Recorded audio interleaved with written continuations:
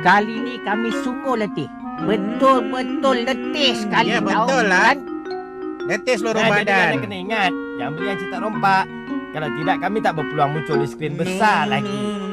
Ingat ya, jangan beli yang cetak rompak. Betul Ya. tu. Sebenarnya kan, takut penerbit kita rugi. Kalau rugi, macam mana nak buat filem lagi? Jadi jangan beli VCD cetak rompak. Beli yang asli aja tau.